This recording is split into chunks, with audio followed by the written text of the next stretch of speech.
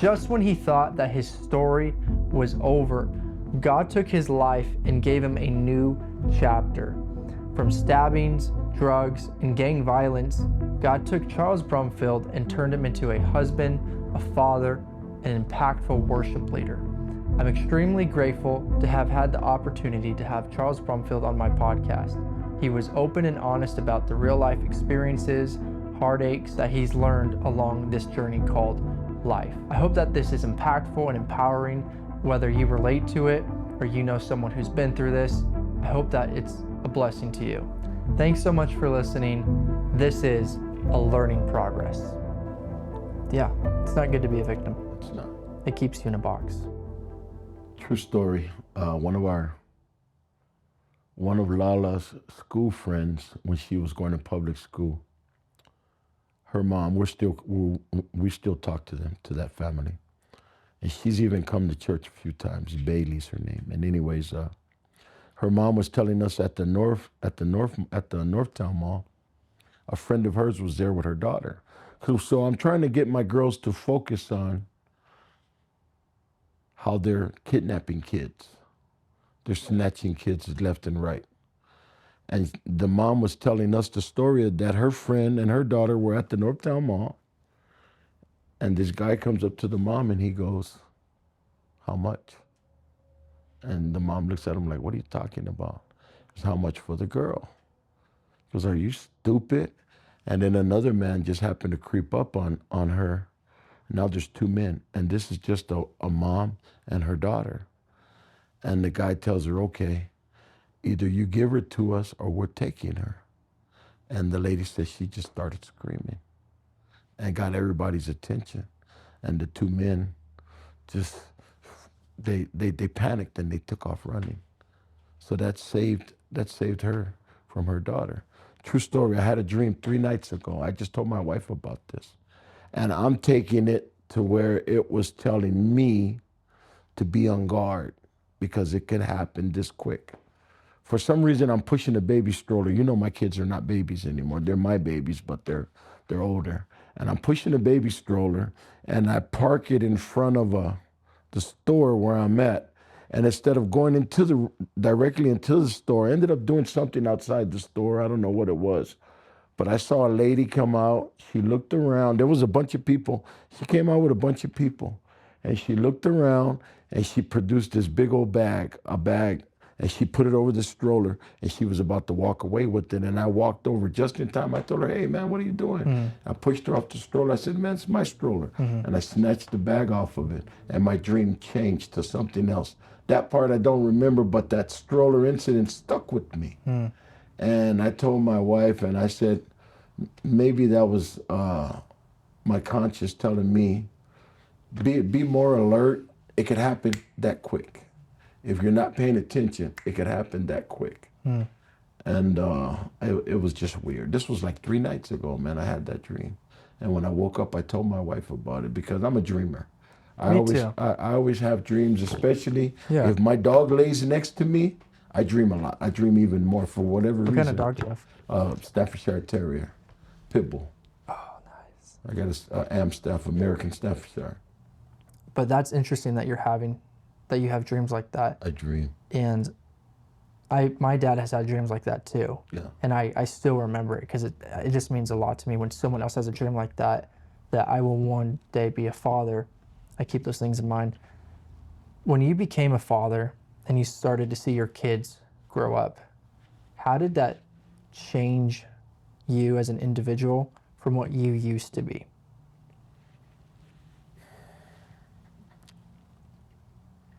It changed me in a sense because it's what I've wanted. I've always wanted to have kids. Yeah, me too. I had kids when I was young. When I was a kid, I had kids. Let's put it that way. Yeah.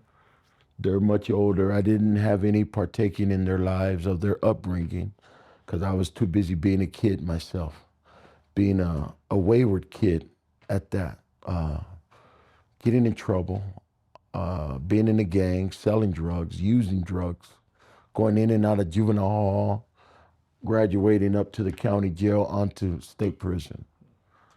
So now being a father, any man can father a child. Okay? That's my distinction between a father and a dad. Okay? That's important. Because any man can lay down with a woman and father a child. But to be a dad is to be responsible and involved in that child's life and their daily development. You're developing them to become who they're supposed to be. Wow. As long as you're a positive father. Let's put it that way. Now, in my son's life, my son was born when I was in prison. Okay? When I came home, he was already 17 months old.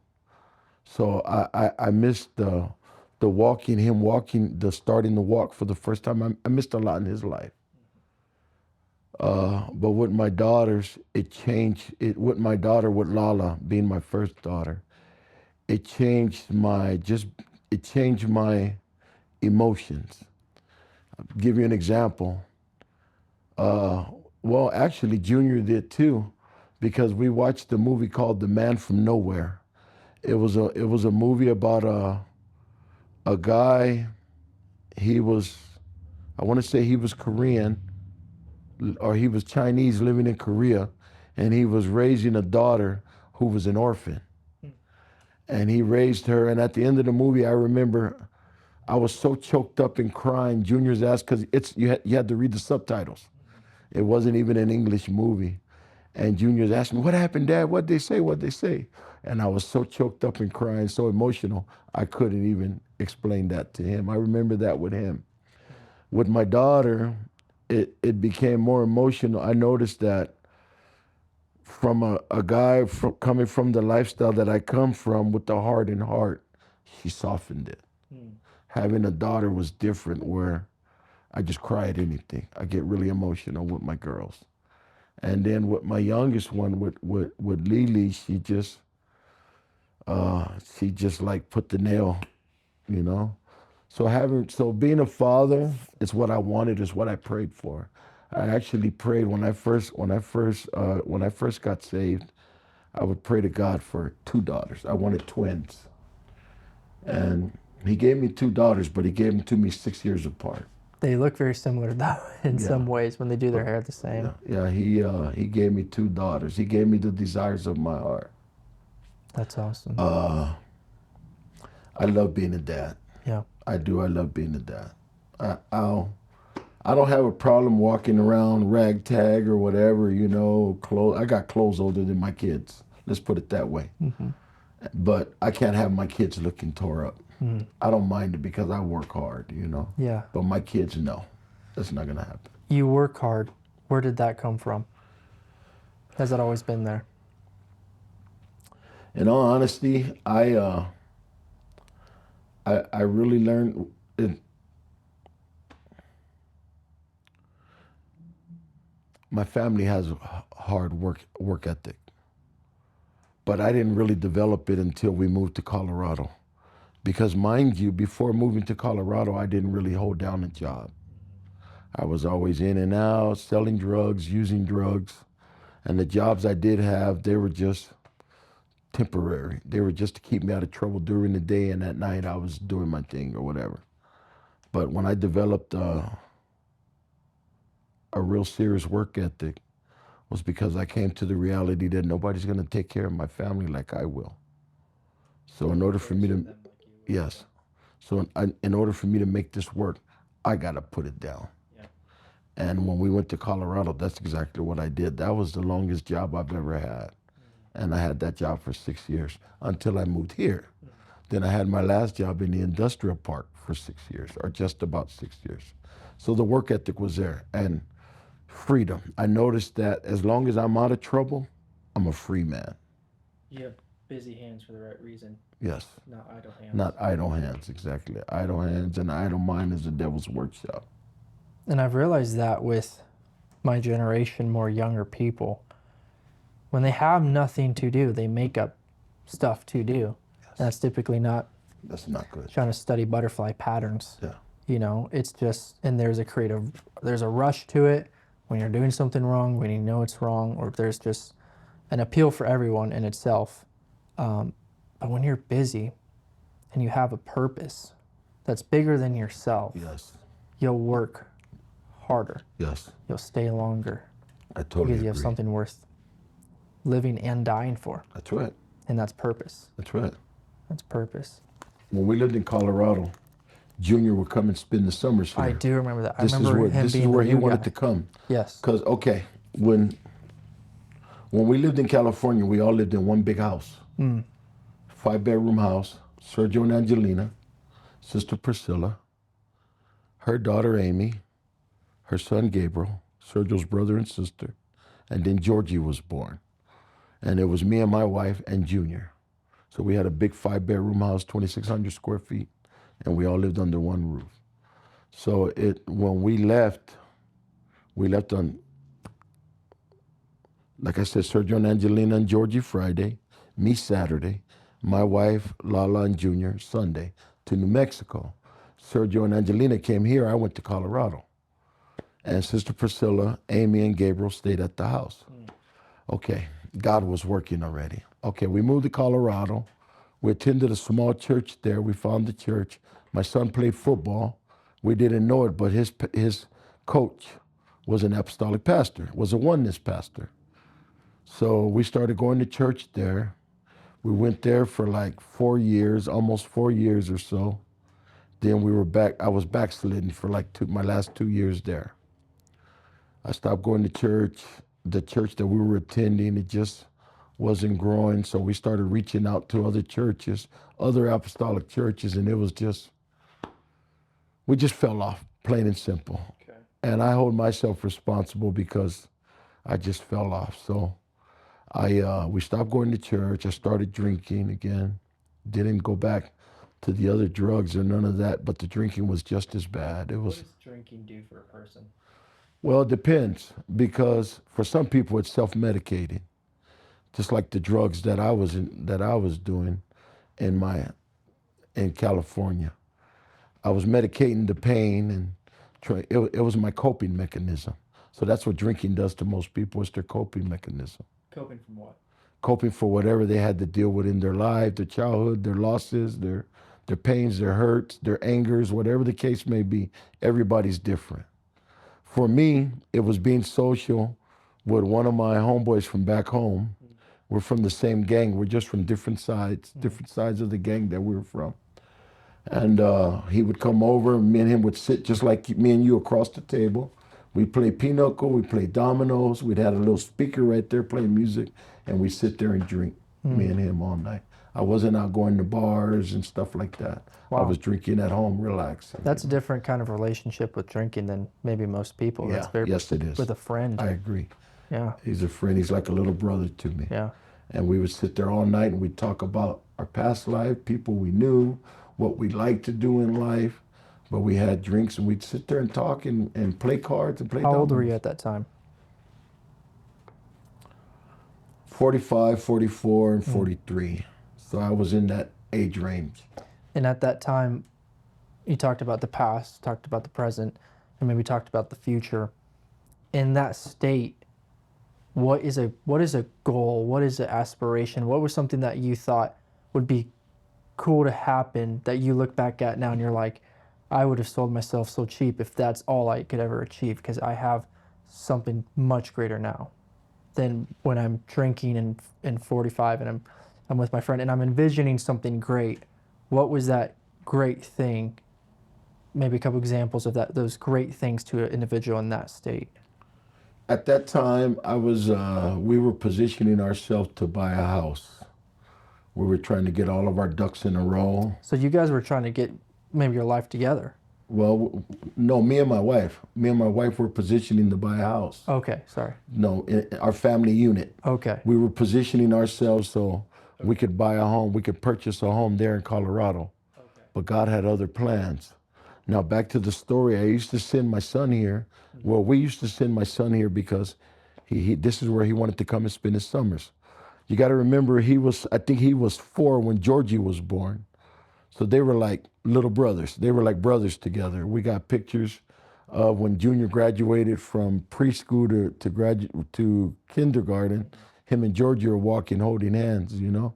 And anyways, he would come home every summer. He was fired up.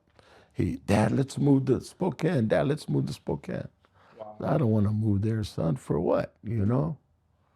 Uh, and then my wife, one day my wife, now mind you, we're backslidden, me and my wife. My wife asked me about moving to Spokane. She wanted to move here because grandma was here, her grandmother. And I was like, man, I don't want to move over there. So maybe 6 or 7 months go by, she asked me again. And I looked at her and said, are you serious? And she says, yeah, I really think I would really like to move over there to Spokane. I told her, pray about it. And went on about my business, whatever I was doing. I spent most of my time out in the garage because I had my weights out there, my tools and my music, and I just like being outside. I could see the kids and with my garage open, them up and down the block. Well, she prayed about it. And like I said, we were backslidden at that time. Okay. Well, she went and prayed. I don't know what she told God or whatever the case may be. Maybe 6 or 7 months go by again. Now my sister-in-law, Sister Priscilla, lives with us, and her daughter Amy. Now they moved from California to live with us in Colorado. And I come home from work one day, and I know it's serious because we got these two twin rocking chairs, two twin chairs, and my sister-in-law's in one, my wife's in another one, and they got this serious look on their face. And my wife tells me, babe, sit down, I want to talk to you. I just walked in the door from work, so I sat my lunch bag down, and I sit down, I said, what happened? What's going on? She goes, I really want to move to Spokane. I said, are you serious? She goes, yeah. I said, why? She goes, my grandma's there. Sergio and Angelina are there. And their kids. My kids will have cousins their ages to grow up with, to create memories. I said, you're serious? She goes, yeah, I'm serious. I said, okay, let's do it. She goes, really? And I said, yeah, let's do it. I said, so when I go to work, it's going to be December. We're planning on moving in March. So I'm going to put my job on notice in December that in March is my last. I'm moving. I'm leaving the state of Colorado. Mm-hmm. I mean, it had to be a God thing because it was no for me all the way. But when she told me that time, I was like, okay, let's do it. And one of her main reasons for wanting to move is the kids. Yes. Kids to build memories with their cousins. Because all of the kids on my side, all of my nieces and nephews, they're adults. You see what I'm saying? So my kids had they have first cousins on my side who have kids that are still bigger than they are, older than they are. Is that a big culture priority? Because some families, it's very just, they're their own family and maybe they have relatives, but they're just their own family. If they go move to New York and they're by themselves, big whoop. But some families, some cultures value having a nuclear family where there's people to grow up with, but there's we're the same, they're the same, but we're close. Yes. And we're there for each other. Yes. Why is that important? Because, like I said, we all lived under one roof in California. Yeah. Now us living under one roof in California, the kids that I saw growing up were having kids. And now and even in my older years, I had my youngest daughter when I was 45. See, I was 40. I was a 45-year-old man still having kids. You see what I'm saying? Mm-hmm. Still having my youngest daughter, who's still young enough to have cousins, even though they're her second cousins. They're her cousins. It's like that. What they say in Spanish, they say primo hermano. Prima hermano, my brother, my brother cousin, my sister cousin, because even though they're your cousins, you're still close like sisters, like siblings. Yeah. You see what I'm saying? And I think Lala came when Georgie was 2 years old. Okay. So Junior's 4 years old. He was 4 when Georgie was born. Mm-hmm.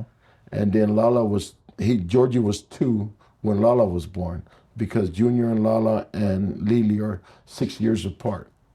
He was 6 when Lala was born. Lala was 6 when she was born. So, yeah. Okay. So they're still relatively close. That's awesome. And that's a really cool thing. I'm kind of seeing that in a different light, Yeah. just to have. And I've had that. I've had cousins to grow up with, but I realize that is a very important thing to have, because as a kid, part of what gives you a full development Yes. is social interactions. Yes. And that's why it's good to have friends, but especially when you have cousins, When you have cousins. who are the children of uncle and auntie, Yes. and the parents are in a mindset of growth and Yes. good relationships. You're able to help mentor kind of everybody. That's true. You're able to mentor everybody. When you moved here, why did you start singing? Right now you're used in a great, mighty way and pivotal role to help lead service and sing. Has singing been a big part in your life, or was that something that was kind of birthed when you came to Cornerstone? I've always loved music. I've always loved to sing. Singing has been a great thing in my family. But when I got here, it's for a different reason, you know. I remember Sister Mail coming up to me. We were new here, maybe a year or so, and she said, "Brother Charles, I hear you can sing." I said, "Well, I can sing a little bit, you know, nothing major or whatever." She said, "Why don't you join the choir?" I said, "Sure." And I've learned a lot singing. I grew up singing, you know, secular music when I wasn't in church. But I sing because this is my worship to God. This is what I give God, all I have. So that's why I enjoy it so much. I haven't perfected it, but when I'm up there worshiping, that's what I'm doing when I'm singing. It's not a show. It's to give God what I have, because I'm so grateful from where He brought me from. You know, and I heard a song recently. I know this is a little off topic, but it has to do with singing. I heard this guy say, you know, I'm worshiping with the same two arms that I used to put dope in at one time in my life. And I can relate to that. So that's how far God has changed me. You know, God changed me. God has rescued me from my own self-destruction, from my own burning hell that I was headed to. God rescued me. You know, God, He didn't just deliver me, He rescued me. Because the things that I endured in life growing up, you know, for a lot of years, I was angry with God. I lost my father when I was 8 years old. My father was murdered. He was killed. He was gunned down. And I remember the day when they came and told me that Sunday. We came home from church, and my dad's sister came and told me, and I was angry with God. Was like, why me? Why do I have to grow up without a dad? Why did you pick me? Well, why was I put in this situation? So I grew up with a lot of anger after that. After that happened, I was an angry kid. I was an angry kid for all the wrong reasons. And I remember, like I'm looking at you. I remember the day I looked up at the sky, and basically I shook my fist at God. You know, like, why'd you choose me to go through life like this? So I just became it hardened me At an early age. at an early age. You know, so. And I remember before that I had just started getting into sports, into playing basketball. I'm no good at it still, and I wanted to play football. I even tried out. When that happened, sports were off the table for me. It's like, why? I'm not gonna have a father that's gonna come see me play. So my focus shifted. I started looking at the gang members in the neighborhood, because they hung out right across the street from my house. You know, I know, and I'm not glorifying that lifestyle, but as a child, something has to have your eye. Right. Something has to have your attention. What was the appeal when you started to say no to sports and look over and the gang? Where's the appeal to that in a young man? I could think of some maybe obvious ones, but as someone who's been there, done that, what is the appeal in the beginning where it's like, that seems appealing to me? And then where's the moment where you realize maybe this isn't what all I want? The nice cars they had, the gang members, the gangsters. It was evident that these dudes had money because they were always nice and sharp, always looking their best. And they always had girls around them. There was always women there.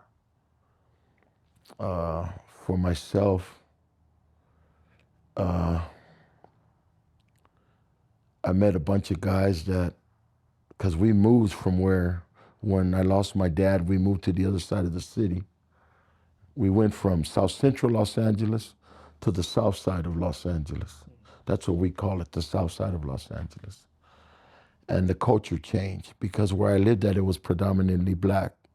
In South Central, predominantly black and Hispanic, to predominantly Hispanic and white. And white meaning Russian, Poland, Polish, or Irish, or not just white, but these different types of whites that I grew up with. And it was different, but the mentality was yet the same. They looked nice, they had nice cars, but only now I'm getting exposed to drugs and selling drugs at a young age. And that's what was appealing to me, the money and the holding it down for our city where we lived. And the moment where you realized, maybe I made a bad decision, I don't want all of this. When my son was 4 years old, and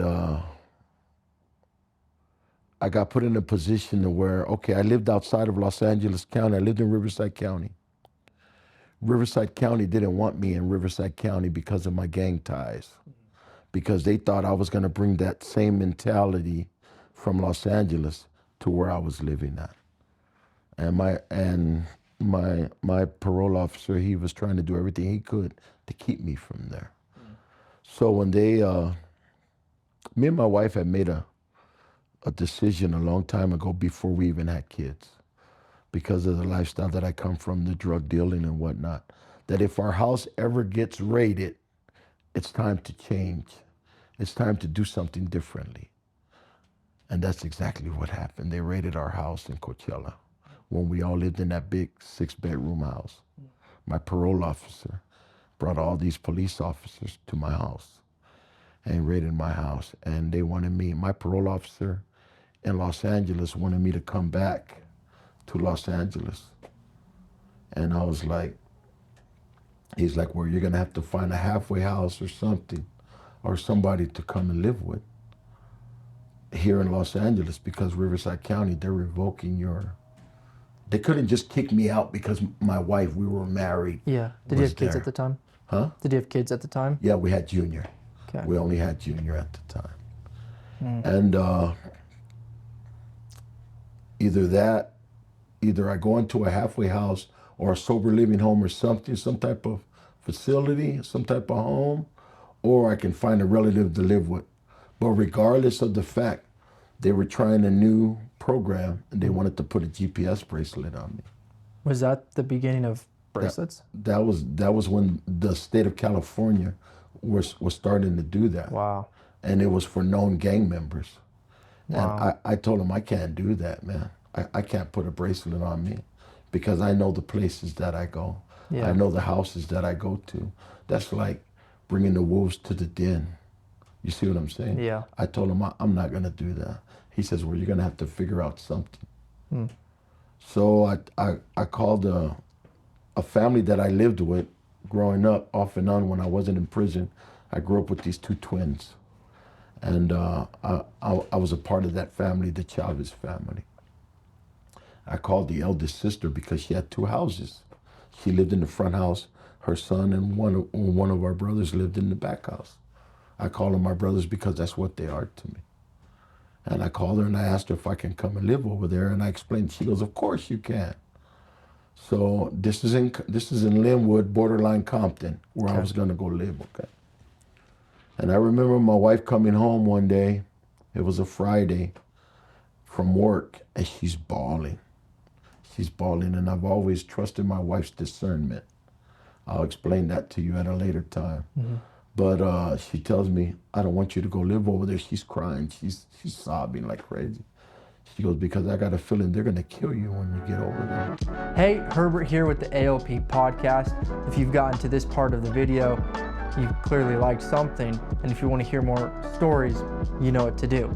I'd love to hear what kind of stories you're looking forward to hearing. What kind of backgrounds, what kind of lifestyles. Please put it in the comments below and I'll do my best to bring on someone who replicates that comment. I hope that these stories are impacting, whether you send them to somebody who's going through a similar situation or it's just something that you can relate to yourself. These are not just for entertainment, but these are to help us know that every day, no matter who we are, it's always a learning progress. If you'd like to see more great content like this, you can follow me on YouTube and on Instagram, especially Instagram. There's a lot of great clips that are from the best of the best of the best of my hour-long video. Thanks so much for your support, and just remember that it's always a learning progress. See you in the next one.